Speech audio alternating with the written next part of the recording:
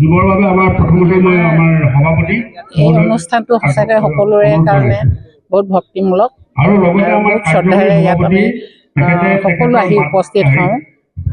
বছৰটোত মানে আমি এই দিনটোৰ কাৰণে বাট চাই থাকোঁ, কেনেকৈ আমি পূৰ্বপুৰুষসকলক শ্ৰদ্ধা ভক্তিৰে শ্ৰদ্ধা জনাই তেওঁলোকক সেৱা কৰিব পাৰোঁ আৰু তেওঁলোকৰ পৰা তেওঁলোকেও স্বৰ্গত বাস কৰি থাকক ভালদৰে আৰু আমাকো আমি যিসকল আছোঁ বৰ্তমান তেওঁৰ নাতি পুতিসকল তেওঁলোককো যাতে সুদৃষ্টি ৰাখি সকলোকে কুশলে ৰাখে তাৰ কাৰণে প্ৰাৰ্থনা জনাওঁ।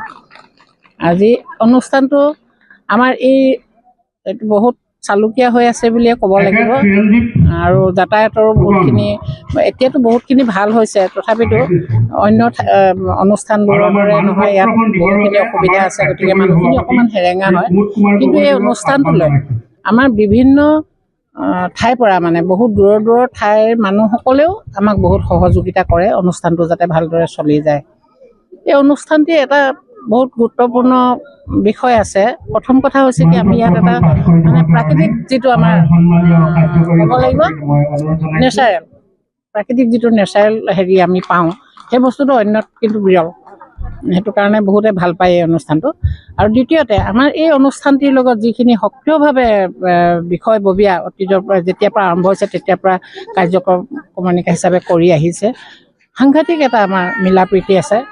আৰু বিশেষভাৱে আপোনালোকে দেখিব নিশ্চয় এইবাৰ স্মৃতি গ্ৰন্থখনত আমাৰ যিখন মুখপত্ৰ থাকে বছৰীয়া, সেই মুখপত্ৰখনত আমাৰ যিমান খৰচ হয়, কিমান মানে আমাৰ পইচা আহে আৰু কিমান খৰচ হয়, সকলোখিনি ইয়াত সম্পূৰ্ণভাৱে এটা খুব ধুনীয়াকৈ মানে দি দিয়া হয়।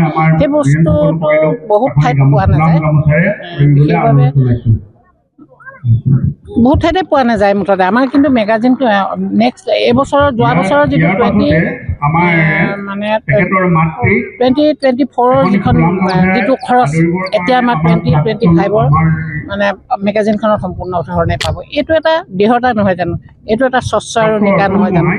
হয়, আগৰ 29 বছৰৰ দৰে এইবাৰ 30 সংখ্যক মেধামেফি এটা কৃষ্টি বিকাশ কেন্দ্ৰৰ সৌজন্যত অনুষ্ঠিত হৈছে দিনজোৰা কাৰ্যসূচীৰে।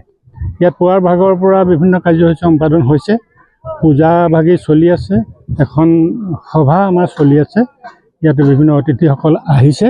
আৰু এই পবিত্ৰ দিনটোত আমি আমাৰ কেন্দ্ৰৰ তৰফৰ পৰা উদ্যোক্তাসকলৰ তৰফৰ পৰা দেশৰ ৰাইজৰ উন্নতি কামনা কৰিছোঁ।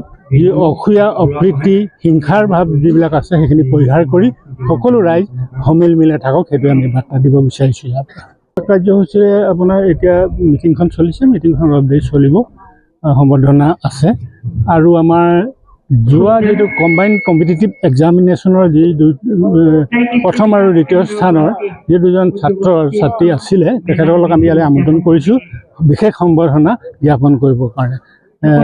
এই দুইটি সন্তান আমাৰে সন্তান, আমাৰ ওচৰে পাঁজৰে থাকে, গতিকে তেখেতলোকে এই সুবিধাতে আমি উৎসাহিত কৰিবৰ কাৰণে, নতুন প্ৰজন্মক পিছৰখিনিক উৎসাহিত কৰিবৰ কাৰণে আমি এটা পদক্ষেপ হাতত লৈছোঁ। আৰু ৰাতিলৈ বন্তি প্ৰজ্বলন আছে আৰু প্ৰীতি ভোজৰ আয়োজন কৰা হৈছে, ইয়াতে সকলোৱে অংশগ্ৰহণ কৰিব।